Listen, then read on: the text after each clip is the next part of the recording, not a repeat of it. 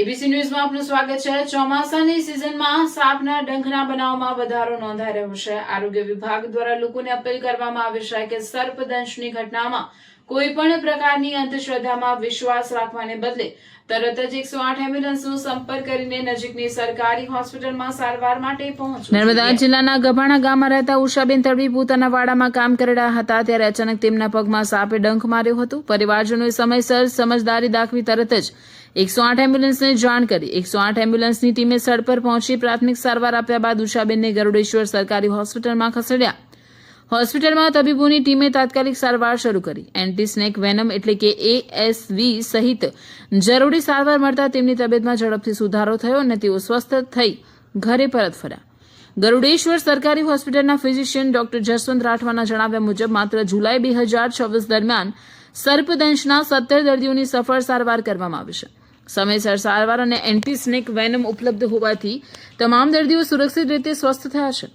જિલ્લાના મુખ્ય જિલ્લા આરોગ્ય અધિકારી ડોક્ટર જનુકુમાર માઢકે જણાવ્યું છે કે જિલ્લાના તમામ સામૂહિક આરોગ્ય કેન્દ્રો, પ્રાથમિક આરોગ્ય કેન્દ્રો, પેટા આરોગ્ય કેન્દ્રો તેમજ રાજપીપળા સિવિલ હોસ્પિટલમાં સર્પદંશની સારવાર માટે જરૂરી દવાઓ, એન્ટી સ્નેક વેનમ અને અન્ય આરોગ્ય સુવિધાઓ ઉપલબ્ધ રાખવામાં આવી છે।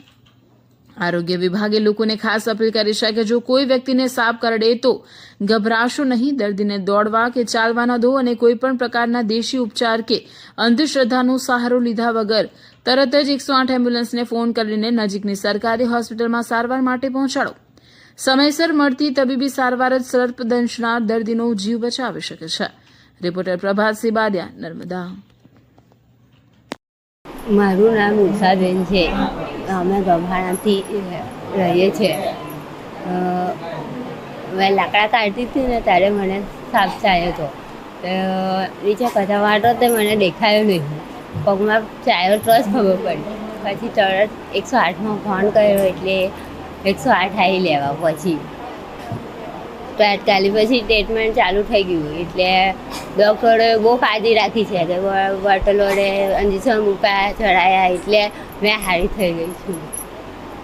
એટલે હવે મને સારું લાગે છે।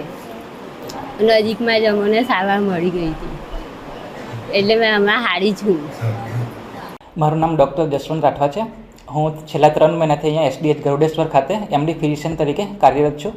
અહીંયા આપણે મોસ્ટલી જંગલી વિસ્તાર હોવાથી જે મોટાભાગના પેશન્ટ હોય, સ્નેક બાઇટના પેશન્ટ બહુ વધારે આવે છે। એમાં મોસ્ટલી આપણે વાઇપર સ્નેક વધારે આવે છે। સૌથી પહેલાં આપણે ઇમરજન્સીમાં પેશન્ટ આવે તો આપણે એને 2 તરીકે કેટેગરાઇઝ કરીએ છીએ કે ન્યુરોપેલેટિક સ્નેક છે કે પછી વાસ્ક્યુલોટોક્સિક સ્નેક છે। જો વાસ્ક્યુલોટોક્સિક હોય તો આપણે નસકોરોમાંથી લોહી આવવું, પેશાબમાંથી લોહી આવવું, ચક્કર આવવા એવું બધું થાય તો આપણે પેશન્ટને સૌથી પહેલાં આપણે ASV આપીએ છીએ, જેને એન્ટી સ્નેક વેનમ કહેવાય છે। અને બાકી જો વધારે પેશન્ટને કોઈ તકલીફ હોય કે પેશાબ ઓછો આવે તો આપણે પેશન્ટને આગળ ડાયાલિસિસ માટે એના માટે રિફર કરીએ છીએ।